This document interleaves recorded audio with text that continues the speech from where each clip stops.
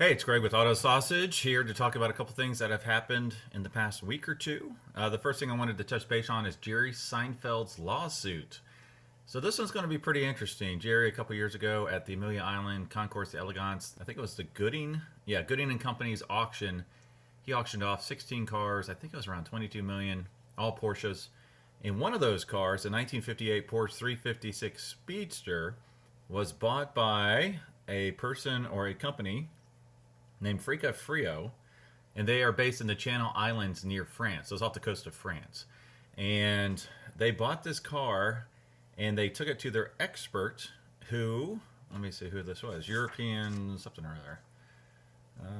other. They took it to their expert, which was Max Page. And this particular dealership, they are very, very high-end stuff. I mean, they've got some Porsche Le Mans winning vehicles. They've got two, at least on their website at this point, they have two 1964 Porsche 901s, which if you are unfamiliar, that's actually the 911. The first 232 were called 901s because that's what they were called back then. And then I believe it was Peugeot claimed that they had the rights to naming their cars in a numerical fashion with a zero in the middle. So Porsche just changed the 901 to the 911. So the first 232 are very rare. And this place actually has two of them for sale. And then they also have a 906, which I think it was like a 64 906. Anyway, serious Porsches.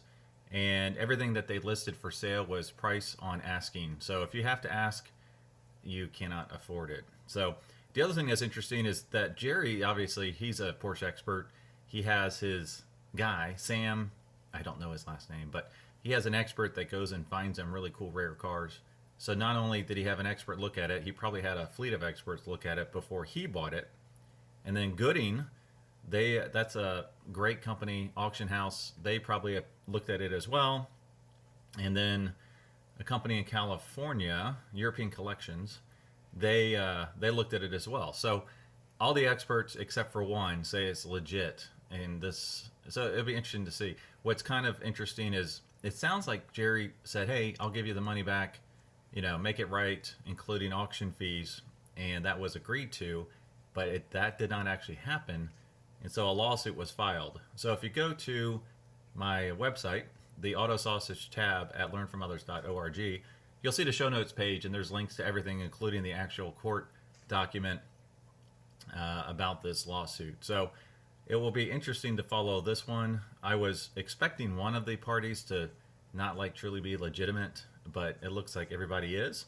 So this will be an interesting one to follow. Something else, just as I was traveling around for work, I ran across a couple cool things. I was up in Enon, Ohio. If you're not familiar, that's where the gas station company Speedway is based out of, and I call on them every once in a while.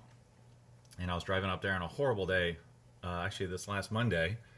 And as I'm driving there, I passed by two international scouts sitting out in the crappy weather. They were pickup trucks. And I took a mental note. I thought, well, that's pretty cool. And so I ended up going to my appointment. After my appointment, I always try to go by Springfield, Ohio. In Springfield, there is a dealership called Mershon's, and they are awesome. If you ever get to Springfield, drop by there. So they've been around forever. The dad started it. I believe the son is running it now. They specialize mostly in C1, C2 Corvettes, mostly Corvettes. You'll see C3 Corvettes, you'll see new Corvettes, you'll see all sorts of stuff in there, but they're really experts on the C2 and C1 Corvettes. I think one time I counted 19 C1 Corvettes in there at one time. And so what's cool about that is they seem to be very honest and great people. If you go in there and you want to know why is this 1964 327 250 horse red convertible different than this 1964 327 cubic inch 350 horse red convertible, exact same cars, maybe there's a $10,000 price difference, they will go into the weeds with you to tell you why this one is different than that one. So it's a great place. You can walk in there and you can say, hey, I want a driver. They'll point you to the right Corvette. Or you can say, I want NCRS concourse level car. They'll point you to the right car. So really cool. When I was in there, they had a really nice, I think it was a 67 white convertible Corvette, side pipes, spinner knockoff wheels, which I don't think was correct for that year. But red interior, 4-speed, 427 car, just absolutely gorgeous. They also had a 1970, I believe it's yellow, Camaro Z28 that was really nice. So go to my Instagram handle at Auto Sausage to see these pictures. I will post the pictures I took on that visit that I'm talking about. They also have other cars. They'll have Shelbys frequently in there. And they made mention that what was on the showroom floor was only about a third of what they currently have in stock. So more stuff on their website. They advertise everywhere. They're in Sports Car Marketplace. So you'll see them out there. So if you get a chance to go through Springfield, Ohio, check that out. While you're there, it's a one-way street in front of it. So if you're headed from the east, you'll probably pass it. So keep an eye out on the left-hand side. There's a used car dealership, and I've been meaning to go in there and see what this thing is. But in the window, you can see, I'm going to guess it's like a 1983 Ford or Chevy pickup truck. But it's been there forever, and it looks immaculate, and it's blue. My guess, it's probably an unrestored original Survivor with like 10,000 miles on it. Worth the visit. Every time I go there, I just always in a rush. I want to see what Mershon has first before anything else. Also, when you park at Mershon's, just a little heads up, watch out for the poles. One time I was there and I was backing out and I backed right into a pole and dented my car. So that was my fault. That wasn't theirs. So be sure to check that out. Let's see, what else we have? So on the way back, I went back by those two International Scout pickup trucks, and I pulled over.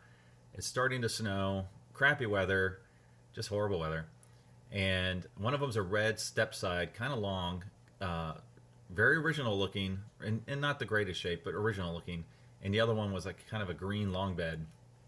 I would have guessed, I'm not an expert, would have guessed early 70s maybe. I think they stopped production in 76. I would have guessed like 73, 74.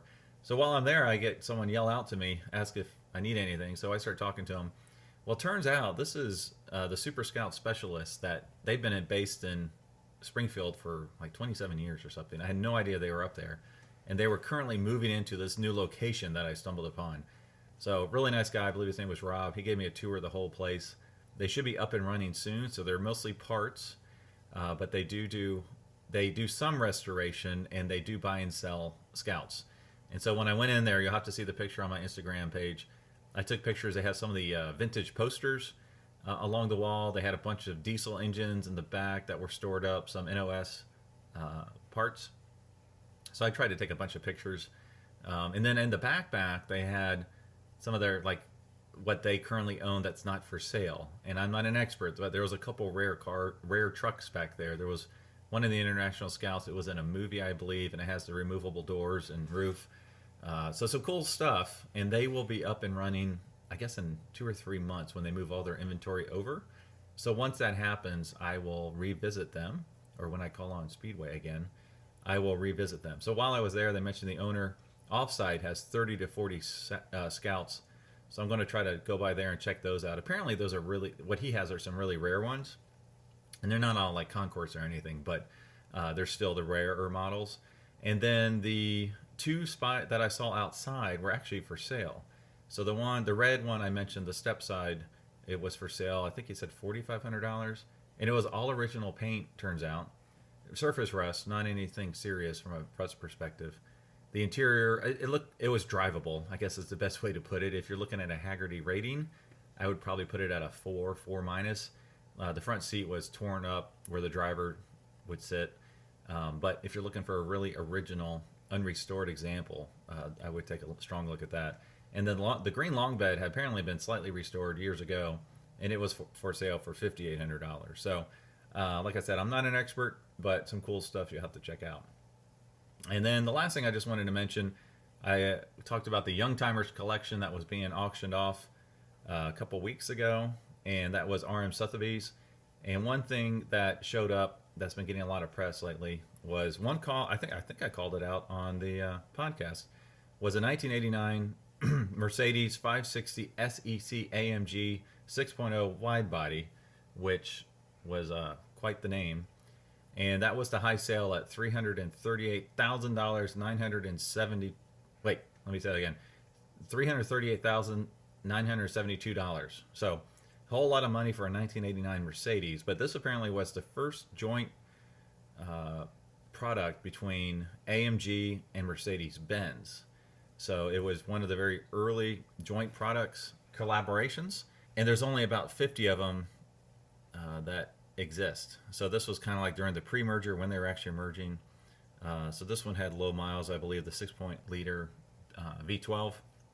Anyways, cool stuff.